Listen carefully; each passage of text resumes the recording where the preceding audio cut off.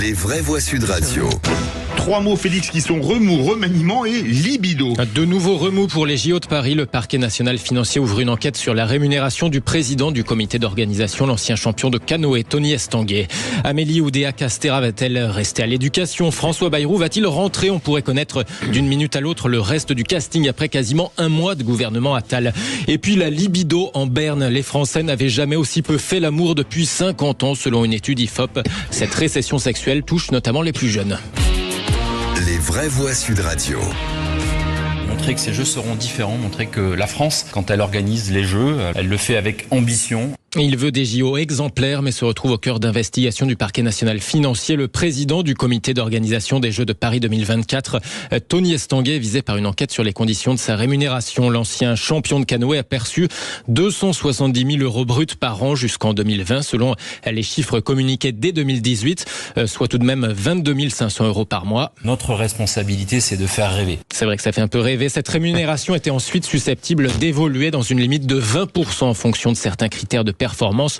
Le montant de la rémunération n'a pas bougé depuis, assure le comité d'organisation des JO. L'instance se dit étonnée à l'annonce de cette ouverture d'enquête. Elle évoque une rémunération très encadrée. Le COJO rappelle que son président n'est pas salarié et qu'étant une association loi 1901, son caractère lucratif a tout de même été reconnu par exception par l'administration fiscale, ce qui veut dire que ses dirigeants ne sont donc pas soumis à un plafond de rémunération. Moi, pardonnez-moi, je peux intervenir. Je suis très choqué du procès qu'on fait à Tony Estanguet. Vraiment, 22 000 euros, en fait, qui touchent en commission, en facture, sur facture. En quoi c'est excessif? Vous vous rendez compte ce que ça signifie être le président du comité d'organisation d'un pays des Jeux Olympiques? Quel est ce sujet? Moi, je dis pas que 22 000 euros c'est rien, mais quand 22 000 euros en facture, ça fait 11 000 euros net. Bien sûr, si vous enlevez vos charges, vous êtes à 11 000 euros. Si tu enlèves les impôts, tu es un peu moins encore. En quoi est-ce que c'est extraordinaire? C'est qu'ils ne respectent jamais les règles. Il y avait, paraît-il, une règle dans le micro qu'on ne devait pas dépasser un certain montant. Lorsqu'il y a une règle, on la respecte. Non, ils l'ont pas dépassé apparemment. Oui, mais d'accord. Je sais pas, non, mais de toute façon, je mets pas en doute le parquet national financier, mais je trouve que c'est compliqué. Il nous reste 2 minutes, les amis, pour tout faire. Allez, le deuxième mot, c'est remaniement. On attend d'une minute à l'autre le reste du casting gouvernemental. Ça va faire un mois que Gabriel Attal est entré à Matignon, mais seuls les gros ministres, entre guillemets, avaient été nommés. On attend les ministres délégués, les secrétaires d'État, notamment. La fumée blanche pourrait ne pas tarder, avec 2 questions. Amélie Oudéa-Castéra va-t-elle être maintenue à l'éducation et au sport, après toutes les polémiques? François Bayrou va-t-il, lui, entrer au gouvernement au lendemain de sa relaxe? Il semblait sous-entendre hier soir aux 20h de France 2 qu'il ne dirait pas non à l'éducation. Je pense qu'il y a un très grand trouble dans l'éducation nationale, pas depuis ce mois-ci, et que c'est un secteur, pour moi, vous savez à quel point j'y crois, à quel point je donnerais pour que on retrouve le moral, l'équilibre, l'envie d'enseigner sans trouble dans notre pays. Voilà, ça s'est dit l'air de rien. Comme pour charger la barque de l'actuel ministre de l'Éducation et des Sports, une grève des enseignants a été suivie aujourd'hui par 40% tout de même des profs selon le SNES-FSU. 3e mot, libido. Elle est en berne selon une étude IFOP. 76% des Français déclarent avoir fait l'amour au cours des 12 derniers mois. 76%, c'est 15 points de moins qu'en 2006 selon ce sondage et c'est le plus bas niveau depuis un demi-siècle. Nanana et moi, on ne baise plus. Je suis rentré dans la phase.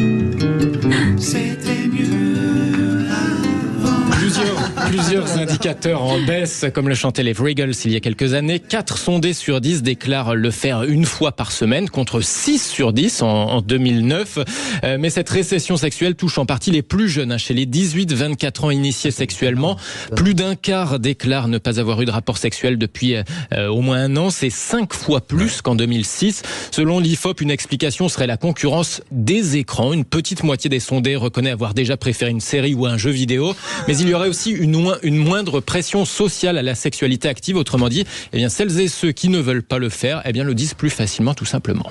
Quelqu'un a quelque chose à dire? Non, mais quand j'ai lu le sondage, pour rester sérieux, et j'espère que Philippe David ne rira pas, cette génération, j'ai été surpris de voir, non pas l'ascétisme, mais pour 1000 raisons, elle est moins passionnée par cette libido, par le bonheur considérable d'une relation intime que, me semble-t-il, nous pouvions l'être. Ça montre qu'on a une jeunesse jeunesse qui change. Oui, je suis d'accord. Ce qui m'a frappé, c'est exactement ce qu'explique Frédéric Dabi et ce qu'explique l'IFOP sur le caractère asexué. Le caractère, oui, même asexué, de ne pas vouloir de relations sexuelles. C'est assez étonnant, mais ça m'étonne assez peu en réalité. Voilà. Luc, moi, je fais aussi un parallèle avec les naissances et notamment l'âge moyen de naissance du premier enfant chez les femmes recule considérablement. Maintenant, je crois que c'est 31 ans maintenant pour le premier enfant. 31 ans, premier enfant. Quand je suis né, moi, j'étais le troisième enfant. Ma mère m'avait eu à 30 ans, c'était déjà tard. Donc il y a quelque chose de cette nature-là. Nous, on en veut du sexe. Et puis, il y a quelque chose de pas très étonnant. Il y a quelque chose de pas très étonnant, c'est que le monde est quand même très anxiogène. Et que. Oh, écoutez. Il y a quand même. Qu'est-ce que vous faites, Cécile de Bénibus ? C'est un jeu que nous a donné Brigitte Lahaye, Jouissance Club, avec des petites cartes. Allez-y, prenez une carte. Qu'est-ce qui a marqué dessus ? Il y a marqué quoi ? Raconte-moi ton dernier wet dream, c'est-à-dire un rêve sexuel. Écoutez, allez, on va partir en pub. Allez, je vais vous le raconter. Oui, la France gagnait l'Euro en juillet prochain. Ça fait rêver. C'est magnifique. Mbappé marqué en finale. Merci beaucoup, Philippe David, d'avoir cassé le mythe. Vous restez avec nous. Jouer à la baballe. Vous restez avec nous.